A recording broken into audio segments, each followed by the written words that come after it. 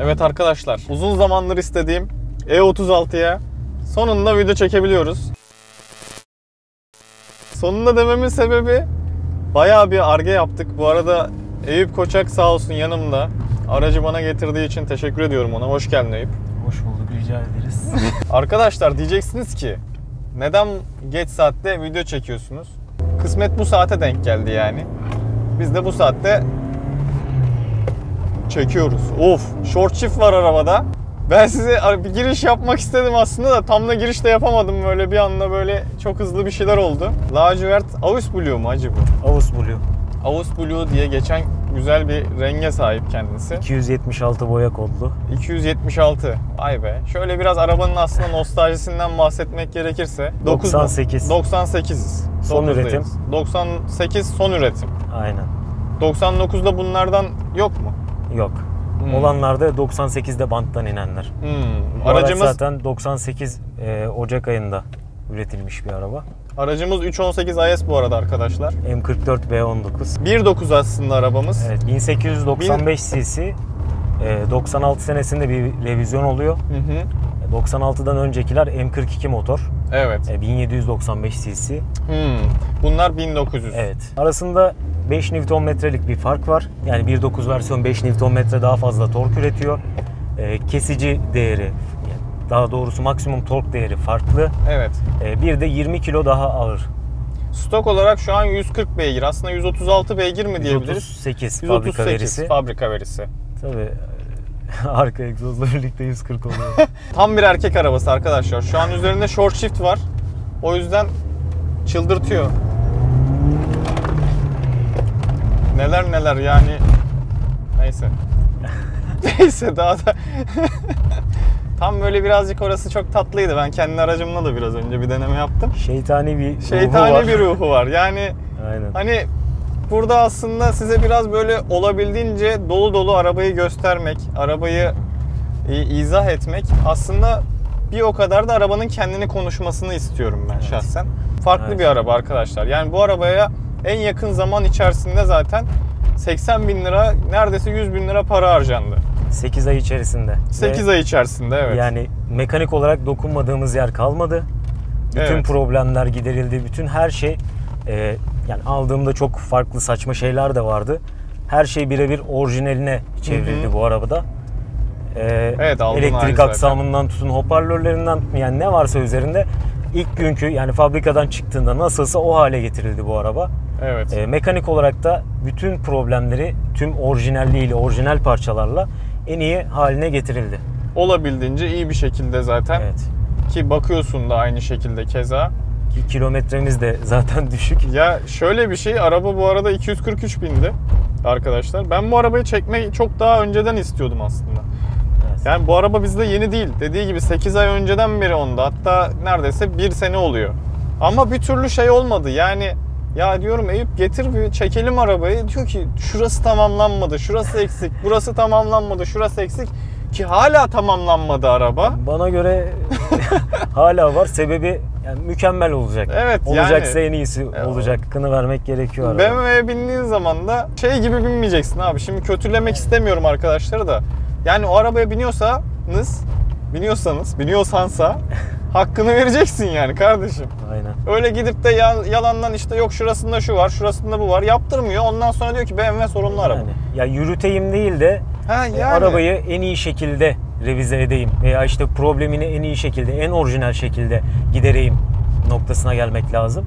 Evet. Bunu yaptığınız takdirde zaten arabada bir problem çıkmıyor. Tamam, 25 yaşında araba ama orijinalliğini korursanız o 25 yılı hissettirmiyor size kesinlikle. Kesinlikle. Zaten hani bu arabayı değerli kılan şeylerden bir tanesi de o. Tabii. Ya bu arabanın artık günümüzde gitgide antikalaşma değeri taşımaya başlayacak bu arabalar yani. Çünkü neden? Bunun gerçekten temizini bulmak çok zor. Yani hani bir insan da böyle alayım da düzgün saklayayım demiyor yani neredeyse. Ben diyorum. Gelelim biraz aslında ikonik 36 tasarımından bahsedelim. Yani bu tasarım aslında kiminin çok sevdiği bir tasarım. Kiminin işte ben 46 tercih ederim, 36'ya binmem dediği bir tasarım. Ama şöyle bir gerçek var ki bence bu tasarımda. Dışarıdan her ne kadar karesel bir tasarım da olsa, keskin hatları da olsa, yani keza özellikle şu an ara görüntü olarak da size vereceğim bu ayrıntıları. önden arkaya doğru gelen mesela kafa bir basıklığı vardır bu arabalarda. Genel olarak bu arabayı gördüğün zaman önü birazcık basıp arkayı biraz yükseltmek istersin ki o ok gibi dursun. Kesinlikle. Düşüncesi vardır. Yani biraz Ankara işi gibi. Yok, Ankara işi arka fazla yüksek oluyor. Ankara işi gerçekten. O kafa yere değecek, arka en yüksek versiyonda. Doğru. Takozla falan yükseltiyorlar hatta. Yok abi o kadara gerek kötü. yok yani. O zaten başka bir hem şey. sürüş açısından hem aerodinamik açısından hem konfor açısından çok mantıklı şeyler değil. Yani keza bunun üzerinde mesela tasarımsal olarak aynaları M aynalar mı? Bunlar nedir? M Sport aynalar. M Sport aynalar değil Fabrikadan kare aynalarla çıkıyor. Hı hı. Bunda orijinal olmayan tek şey, onu da söyleyeyim. Evet. Aynalar. Evet. Yani ama çok da yakışmış bence. tabii çok ki de. Güzellik katmış ayna yani çok daha arabaya. iyi oluyor. Aynı şekilde mesela şimdi bu arabada benim merak ettiğim detaylardan bir tanesi, bu araba ne paket diye geçiyor bu arada. Yani bu BMW'lerde genelde aslında... O yıllarda tam olarak bir paket kavramı yok aslında. Aynen. Yani individual mantığıyla işliyor ama paket mantığı yok yani. Sınıflandırmıyorlar araçları. Yani siz bu 36'yı alırken diyorsunuz ki içinde Recaro mu olsun veya işte antresit tavanım olsun. Bunları seçebiliyorsunuz. Sunroof'um olsun, işte Xenon'um olsun. Veya belirli şeyleri koyuyor. Yani atıyorum antresit tavan standart gelir ama Recaro'yu ekstra isteyeceksin. İstemezsen gelmez. Yani Recaro'lusu da standart çıkar, Recaro'suzu da standart çıkar. Paket olayı biraz farklı yani o yıllarda. Anladım.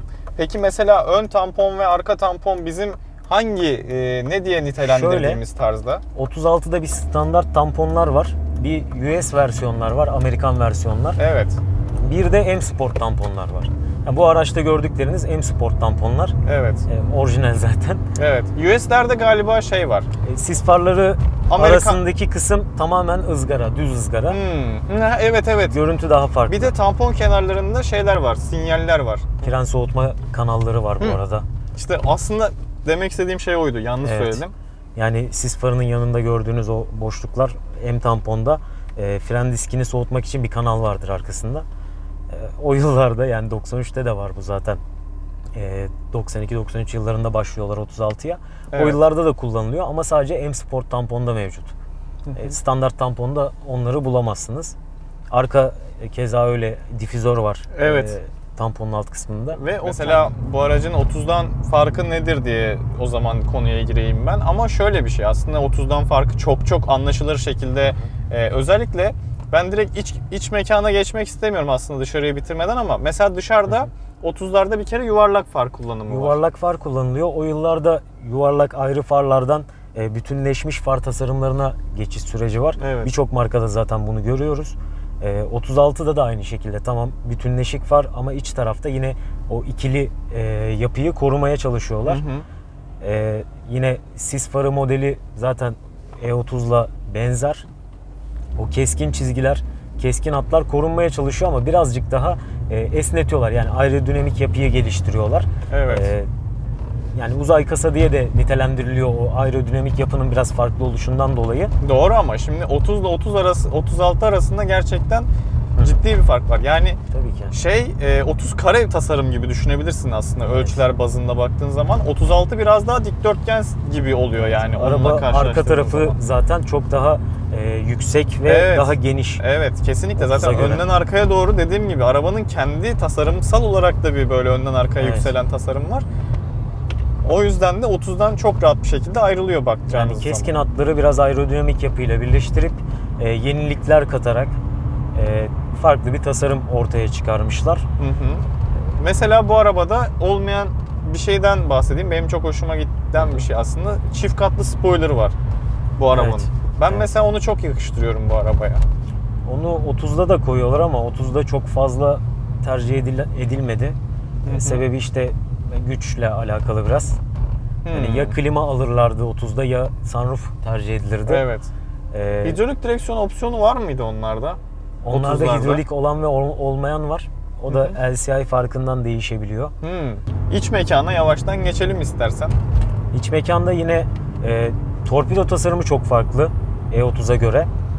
Yine özellikle sürücü odaklı kokpiti korumaya çalışıyorlar. Evet. Hatta daha fazla sürücü odaklı bir bu sefer yapı yani direkt geliyor. Şuraya kaldırmışlar. Şöyle şuradan. Evet. Ya bir de yani sanki burada bir çizgi varmış da hani yolcuyu diğer tarafa atmış gibi. Şimdi genel olarak baktığınız zaman Arabada en çok hoşuma giden şeylerden bir tanesi bir kere baldır destekli Recaro''lar var abi. Evet. Yani şu an zaten ara görüntü olarak size vereceğim bunları. Yani bu 6 koltuklardan farklı ayarı mevcut. ha ya inmek istemiyorsun ya. Şunu böyle alıyorsun ileri. Oh bak bacaklarım çok daha rahat. Aldım geriye çok daha mutluyum. Uzun Yani yolda keza çok rahat tabii ettiriyor. ki tabii ki yani ön dashboard'tan aslında panelden biraz da bahsetmek istiyorum. Yani şu klima muzulları da keza aynı şekilde. Mesela bu çok özel. Buna özel bir şey. Bunu başka bir yerde Şu göremezsin. tasarım özellikle. Yani şuradan yukarıya yok. doğru çıkan bir klima tasarımı yok. Altta dijital kliması var. 10 numara bir şey. Çift bölgeli. Çift bölgeli. Ki klimayı o kadar sıradanlaştırdım ki alta geçiyorum. Altta bu arabanın datalarını saklayan bir haznesi var abi. Bildiğin Hatta yol bilgisayarı var yani. Bazı modellerde yani 16 tuş OBS'i isteyebiliyorsunuz. Hatta M olanlarda yani M3'te E36 M3'te direkt menzil hesaplayabildiğiniz farklı hesaplamaların olduğu yol bilgisayarı mevcut. Evet. Tabi diğer araçlara pek fazla koymuyorlar bunu. M3'ünde bir fark Kesinlikle olsun ya. Ya yani. şu yani onu görüyor olmak bile gerçekten çok güzel ve özel hissettiriyor. Aynı şekilde mesela buraya bir tane klima muzulu koymuşlar ve geri kalan 2 tanesini yan tarafa koymuşlar. Yani dediğim gibi şu kısım gerçekten size dönük ve oldukça efsanevi Evet. aslında bakacağınız zaman. Ama yan taraftakini biraz daha böyle önüne açmışlar. Ya yandaki yolcu Burası sürü ekstra rahat. aynen ferah gitsin ya baba demişler. Çok da şey yapmamışlar yani aynı şekilde. Yan Bu arada çalışmayan hiçbir aksamı yani elektronik olarak da çalışmayan hiçbir aksamı yok. Kerim seni delerim. Arkadaşlar Daha 4000 çevirdin. evet hızlanma olarak da gayet hızlanıyor yani. Fazlası da olurdu da şimdi yerler ıslaktı falan biraz şey yapmak Alışkın istemedim. değiliz falan. Alışkın değilim araca. O yüzden çok zorlamadım. Bir de dediğim gibi short shift gerçekten erkek işi olmuş. Evet. Yani aslında şimdi diyeceksiniz ki ya Berkay bana detay verme. Bana sürüşte izlenimlerini anlat. Sürüş izlenimi gerçekten erkek arabası. Şimdi bak burada 46 ile 36'yı ayıran inceliklerden bahsedeceğim size. Bir kere 46'da şu hissi 30 harici yaşayamazsın. Mekanik his gerçekten Mekanik çok his. farklı bu arabada. Ya bu gerçekten çok önemli ve insanı mutlu eden farklı bir detay yani. Yani bunu aslında benim için yani şahsen benim fikri görüşüm bir arabada olması gereken en önemli şey mekanik olması abi. Çok fazla şeye, detaya, özelliğe gerek yok. Mekanik olsun, ben arabayla iletişim kurabileyim. Ben bunu istiyorum bir arabadan. İşte onu yapabileceğin en iyi araba bu. Yani Çünkü 46 biraz daha güvenli geliyor. Yolda hızı evet, hissettirmiyor. evet. İşte torpido tasarımından olsun yalıtımı falan çok daha iyi. tabii evet. Ama mekanik hissi, o yolla arandaki iletişimi istiyorsan bu arabada çok daha iyi. 30'da da tabii ki de çok daha iyi. Ama biraz daha konfor eklenmiş hali 36. Evet kesinlikle. Ve Ya, viraj farkı var şu arabada. Yani birçok BMW kullanıcısı arkadaşım da aynı şeyi söyler. 36'nın viraj dönmesi, ivmelenmesi diğer modellere göre gerçekten çok farklı. kesinlikle. Ya bir de şu an mesela biraz da aslında iç kısmı çok detay vermeyeyim arkadaşlar. Kapı saklama alanları yeterli değil. Yani öyle çok fazla bir Yeterli. beklentiniz yani Yeterli. çok fazla olmayacak. Zaten bunu da Burada yer var, istemeyeceksiniz şurada ya. yer var. Asansörlü torpidomuz var, yanında Koldayama 2 tane var. Bunlar standart ama bak şu yok yani. Bu yok yani, anladın mı? Bak lavuğa bak mesela. $100 testi yapalım mı? Aynen. Ha, bu yok yani. O yüzden bu iç mekan falan bunların hikaye arkadaşlar. Aynen. Sunroof'umuz var. Zaten Var, gereksiz E36 detaylar. biliyorsunuz İşte airbag'ler yani. falan. Ha yani güzel. Tabii ki de dediğim gibi Aus Blue olmasının onlara özgü kendi koltuğu var. Çok güzel detaylar bunlar. Ama günün sonunda neyden bahsedeceksin dersen abi performans ya. BMW Yok. alıyorum. Niye BMW alıyorum değil mi ben?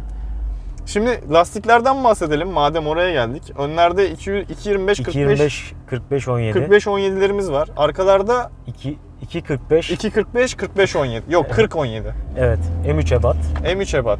Yani arkadan baktığınız zaman zaten şimdi ben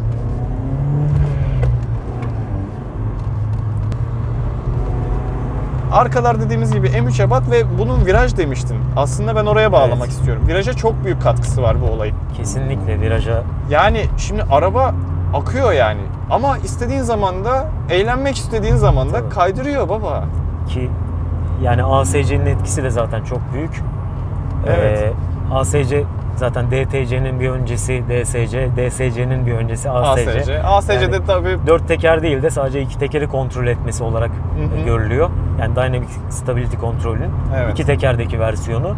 96 öncesinde zaten yok bu özellik. Ama kapalı ve açık olduğunda o farkı hissediyorsunuz. kesinlikle. Keza şöyle de bir durum var zaten. Arkada kilit diferansiyelimiz var. Asıl abi erkek arabası diyorum. Evet. Bak neyi atladım yani. Önemli olan o. Yüzde kilit kaçtı bunda? %25 BMW'nin orijinal kilitli diferansiyeli var. Hı. Üzerinde açık diferansiyel vardı aldığımızda. Evet. Ben kilitli diferansiyele geçiş yaptım çünkü hak ettiği diferansiyel bu arabanın.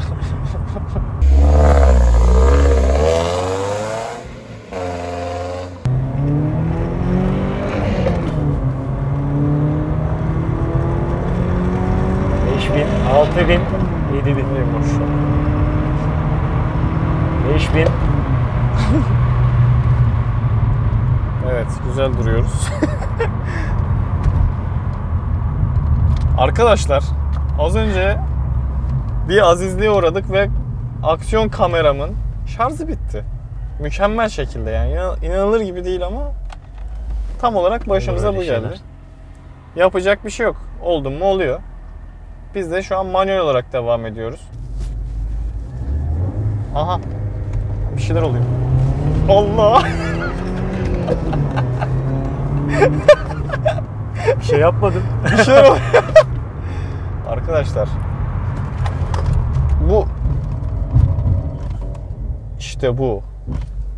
Bu arada fren testimizi de gerçekleştirmiş olduk. Evet. Fren testimiz gerçekten başarılıymış. Başarılı. Frenlerimizden de problem yaşamıyoruz yani. Tevezze modu arkadaki. Manyak bir şey ya.